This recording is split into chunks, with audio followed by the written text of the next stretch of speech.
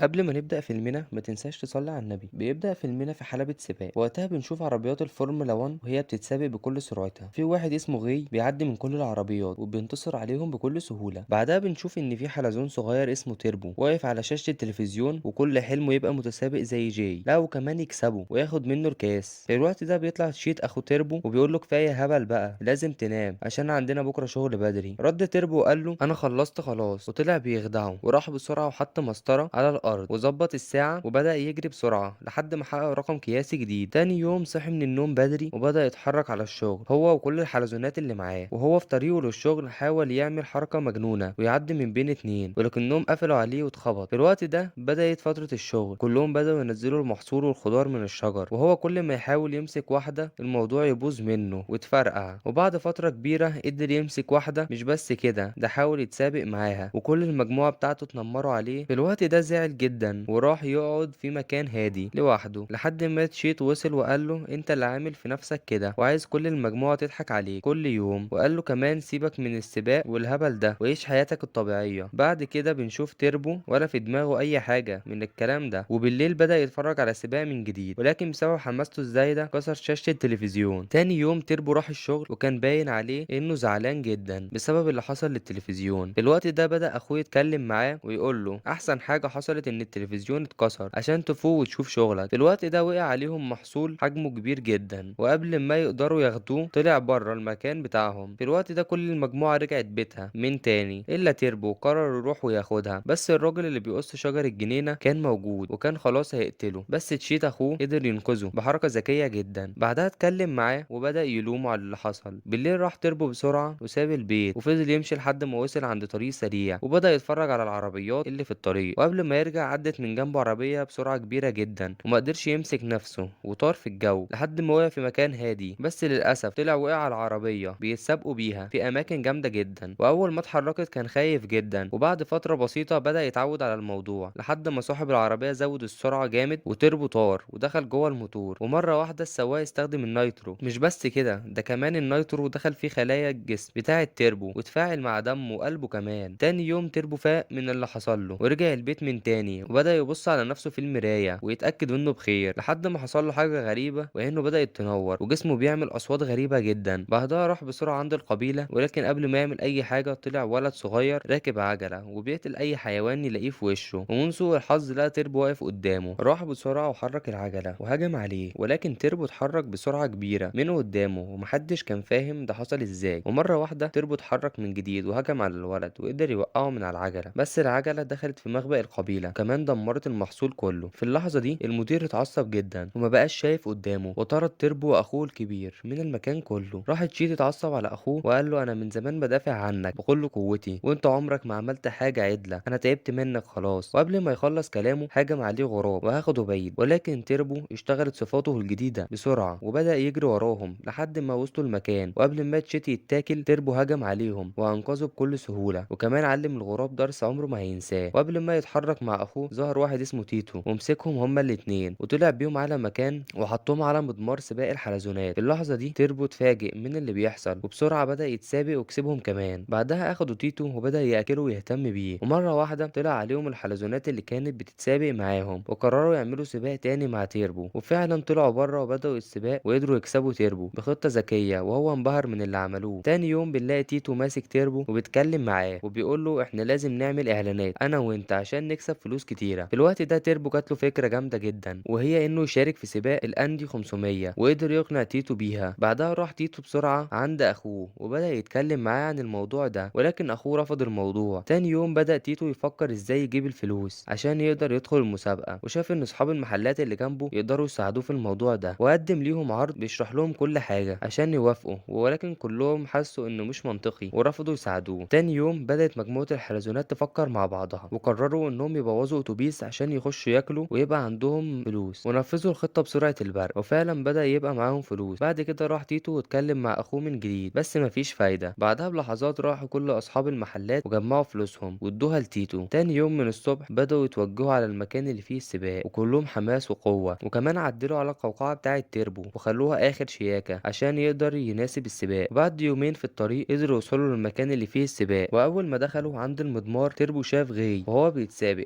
حتى انه حقق رقم قياسي جديد في السباق ده. بعدها راح تيتو عند التسجيل وقال لهم انا عايز اسجل متسابق جديد، ولكنهم رفضوا بسرعة وطردوه كمان. بعدها عمل حركة مجنونة وطلع قدام غي من تحت الارض وعرض الفكرة قدام الكاميرا. مش بس كده، ده كمان تيربو قدم عرض على حلبة السباق وحقق رقم قياسي قريب جدا من رقم غي، وكل الناس شافوا الحلزون وقد ايه عنده قوة خارقة. لا وكمان صوروه، واكتر من 20 مليون شخص شافوا الفيديو بتاعه. وبدأت كل الناس تسأل وتقول هو ليه مش بيشارك في السباق، والموضوع انتشر بسرعة البرق وكل الناس عرفت قصته. بعدها رئيس الشركة قرر يعمل مؤتمر صحفي ويقول للناس سبب رفضه، ولكن محدش فهمه، والناس شافوا ان رفضه ده تفرقة بين الانسان والحيوان، وعملوا اعتراض جماعي في المؤتمر كل العالم شاف. في الوقت ده رئيس الشركة قرر يخلي تيربو يشارك في السباق. بالليل كان تيتو واصحابه بيحتفلوا بانهم قدروا يخلصوا نص المهمة. في الوقت ده تيربو اتكلم مع اخوه وقال له انت مش فرحان زي بقية المجموعة ليه؟ رد تشيت وقال له الف مبروك، بس انا كنت عايزك تفهم اننا مجرد حلزونات مش طيارات، وحياتنا مش كده. في الوقت ده زعل تيربو جدا وخرج بسرعة، وكمان دخل جراج العربية بتاعت غي وفضل يتأمل فيها وفي جمالها، وكمان شاف الجوايز بتاعته. ومرة واحدة شاف غي واقف وراه ومسكه وفضل يتكلم معاه وقال له انا مش متخيل ان خلاص الشعبية بتاعتي هتزيد كمان كام ساعة والعالم كله هيشوفني من جديد. في الوقت ده تيربو فهم ان غي مش شخص كويس وانه مجنون بالشهرة ومهتم جدا بالمكاسب الشخصية. اول ما سمع كلامه بدأ يخاف جدا. تاني يوم تيربو جهز نفسه ودخل الحلبة بشكل مذهل ومحدش كان متوقعها خالص. وبعد فترة من الوقت السباق بدأ، وتيربو كان متشتت جدا وخايف من العربيات لدرجة كبيرة، لحد ما خلصوا اول 10 جولات ورجع عند الفريق ونزل له قائد الفريق بتاعهم وقال له انت لازم تفوق، انت مش سيارة ولازم تستغل الفرصة دي وتعرف ازاي تعدي منهم بكل بساطة. تاني جولة فعلا تيربو بدأ يفكر ووصل لفكرة جامدة جدا، وهي انه يعدي من تحت العربيات. وفعلا بدأ يتقدم في المراكز لدرجة انه وصل للمركز التاني بسرعة البرق، ولكن جه عمل خدعة في تيربو وخلاه يتأذى وفقد تركيزه خالص، حتى انه ما كانش قادر يشوف لحد ما عدى غي من جنبه وشافه مجموعة من الخضار شبه اللي في الشغل بالظبط، وقرر انه ينطلق بسرعة البرق وراهم. وقبل ما يعدي منه القوقعة بتاعته فصلت وكانت العربيات هتقتله، ولكن قدر يسيطر على نفسه ويرجع للسباق بسرعة. وكل فترة القوقعة تفصل من جديد، ولكن تيربو كان مصمم انه يعلم غي درس عمره ما هينساه. فعلا قدر يعدي منه ويبقى المركز الاول، بس غي اتهور وزود السرعة بشكل مجنون وخبط كل العربيات اللي قدامه وخلاهم يعملوا حادثة ويوقفوا السباق كله. وتيربو كان اتدمر والقوقعة بتاعته اتهلكت خالص ومبقاش قادر يتحرك من مكانه. في الوقت ده تشيت مقدرش يمسك نفسه وهرب من المكان اللي كان فيه ونزل بسرعة كبيرة ووصل للحلبة وقال لتيربو قوم وخلص السباق اللي انت بدأته، وفضل يشجع فيه لحد ما قام وبدأ يتحرك في اتجاه خط النهاية. في الوقت ده كان غي فاق من الصدمة، وأول ما شاف تيربو بيتوجه لخط النهاية جن جنونه وقام بسرعة وبدأ يشد العربية عشان يكسب، وبكده يكون السباق رجع من جديد بين غي وتيربو. وفضلوا يعافروا الاتنين لحد ما تيربو بقى قدام خط النهاية خلاص، ولكن غي حاول يوقفه وفضل يجري وراه ويضربه، ولكن تيربو عمل خطة ذكية ودخل جوه القوقعة بتاعته وفضل يتحرك لحد ما كسب السباق، وكل الناس بدأت تشجعه وتحييه كمان. بعد ما خلصوا السباق راح تيربو وتيتو واستلموا الكاس والجايزة، وتاني يوم رجعوا للمدينة بتاعتهم بسرعة كبيرة وبدأوا يشتغلوا بكل قوتهم وما بقاش قادرين يلاحقوا على الزباين، والفضل كله يرجع لتيربو. ومرة واحدة قرر تيربو وباقي المجموعة انهم يعملوا سباق اخير، وقبل ما يبدأوا السباق بدأ تيربو ينور من جديد وكده تكون رجعت له القدرة بتاعته. وبكده يكون خلص فيلمنا النهاردة. لو عجبكم الملخص ما تنساش اللايك والاشتراك في القناة.